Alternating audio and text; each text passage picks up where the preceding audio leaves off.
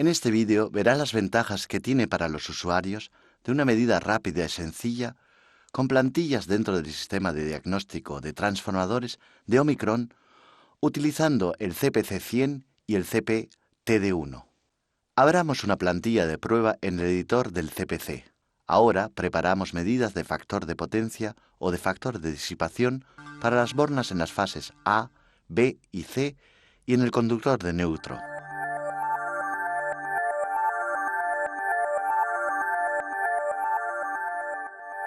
Ajustamos las medidas dependientes de la tensión para la fase A la frecuencia del sistema eléctrico. Las medidas dependientes de la frecuencia para la fase A ya se han preparado dentro del rango de 17 a 400 Hz. De la misma manera, ajustamos las medidas para las tres bornas y guardamos la plantilla de prueba. Ahora abrimos la plantilla de prueba en el CPC. La plantilla de prueba contiene los datos del transformador, seguidos de los datos correspondientes a la borna de la fase A. La primera tarjeta contiene la información pertinente sobre el tipo de transformador y su fabricante. La segunda tarjeta de prueba correspondiente a la borna de la fase A contiene los datos de la medida dependiente de la tensión, en la que se medirán el factor de disipación o el factor de potencia a 2, 4, 6, 8, 10 y 12 kV a la frecuencia del sistema eléctrico. La tercera tarjeta contiene la medida dependiente de la frecuencia, preparada anteriormente. La medida se efectuará a 17, 30, 80, 130, 230, 330 y 400 Hz. Aquí podemos ver los datos correspondientes a la borna de la fase B, que una vez más comprenden los datos técnicos y la medida dependiente de la tensión y de la frecuencia preparada para el factor de potencia o el factor de disipación. La plantilla contiene también datos y medidas correspondientes a la borna de la fase C y a la borna del neutro. Para medir las cuatro bornas de nuestro transformador, empezamos por las bornas A y B y conectamos los cables de prueba en consecuencia. En la primera tarjeta de prueba se ajusta UST-A.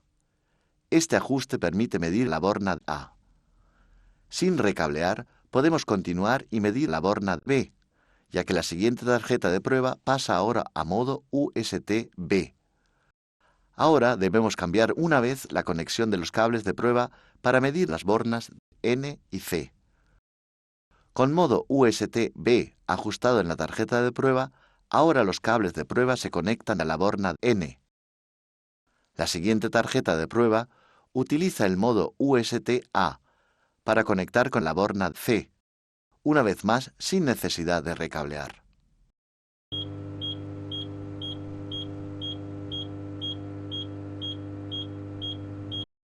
Se dan los resultados tanto de la medida dependiente de la tensión del factor de disipación o de potencia, como de la medida dependiente de la frecuencia del factor de disipación o de potencia. A continuación, esto se repite con las bornas de la fase B, de la fase C y del conductor de neutro. Todos los resultados de las medidas y los datos del equipo en prueba se guardan en formato XML, que posibilita una transferencia sencilla a aplicaciones de base de datos y un ulterior procesamiento de los datos en un PC. El cargador de archivos Excel de Omicron hace posible representar gráficamente los datos en Microsoft Excel.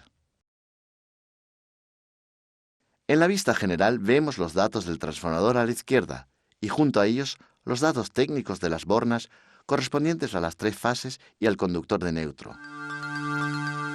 Aquí vemos los resultados de capacitancia y factor de potencia o de disipación a la frecuencia del sistema eléctrico, que muestran la relación entre el factor de potencia o de disipación y la capacitancia y el voltaje, más la dependencia entre el factor de potencia o de disipación y la frecuencia.